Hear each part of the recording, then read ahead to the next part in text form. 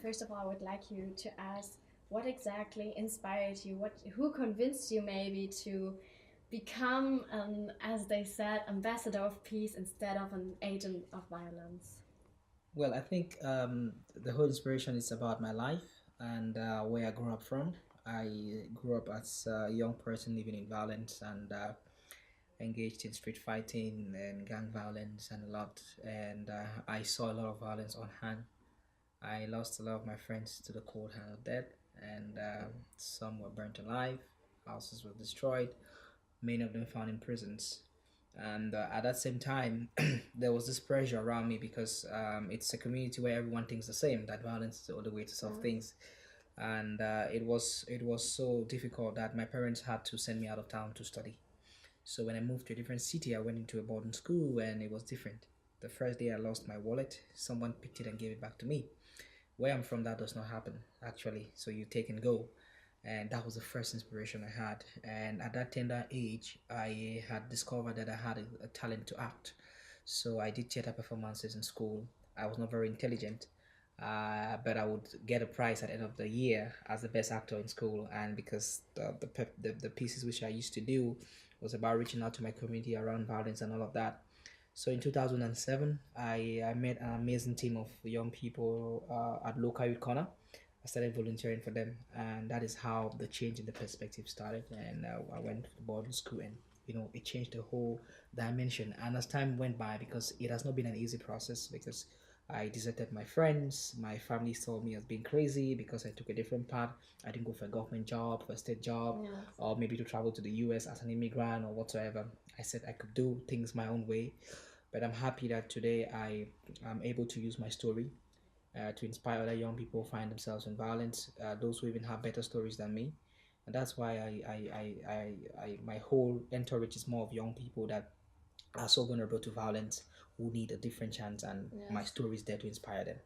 So, what advice do you have for people who want to engage in peacemaking themselves? Well, I think my first advice is that we need to, for you to be a peace builder, you need to have inner peace. It's very important because if you do not leave peace right deep in you, it will be difficult for you to actually achieve in peace building or for you to actually change lives because you will meet very, very difficult situations where people trample your right, people spit on you, people, insult you.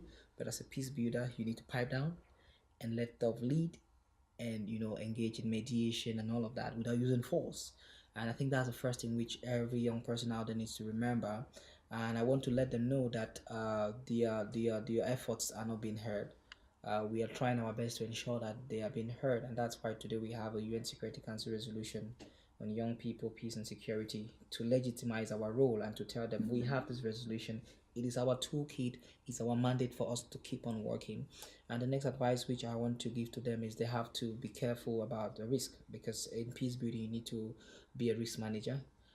Because while you are changing the world, you need to be alive to change the world. So that we need to watch out and be able to be moral and ethically upright, and as well as stay very clean to your religion and your faith because it's very, very important. Sometimes we are lucky not to be kidnapped or killed or found in crossfire just because we have a supreme being that takes care of us. And as a Christian, I think God has been an amazing support. And teamwork is very, very important. We need to work as a team. We need to have mentors. We need to believe in those who believe in us. We need to give a space for people to contribute in our thoughts.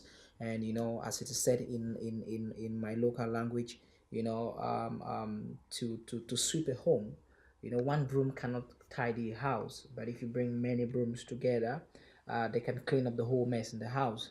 So, and that's my strategy. It's building this mass of peace ambassadors across the world through Cameroon and being able to use positive stories to inspire them.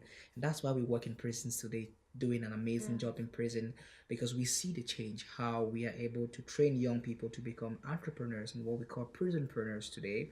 And they have their brand, which is called the convict brand as well. And they are into amazing things and they see their lives changing because a lot of them had killed people before and they didn't have hope because in a community when you are not psychosocially empowered, when you're not financially empowered, the community does not receive you. And for them to go back into their communities, we need to be able to empower them this much. I see. Thank you very much. I have one last question. It was said that you were given award money, and for a project of your choice, do you already have an idea what you want to do with Oh, it? yes, I already have an idea because there's a lot of problems around the world and where I'm from. So there's always an idea for a peace builder. And if today I'm giving 10 grants, I have 10 different projects that will change the face of time. And in this case, for this award, even though what I receive is not up to even a quarter% of what is needed to solve the problem, but I think I want to use this to set a monster seed for more support to the current situation I have in my country, where in the English speaking regions, young people have been thrown to serious violence and a lot of them have lost their lives and they find themselves in bushes and all of that. And the intervention is not really the best.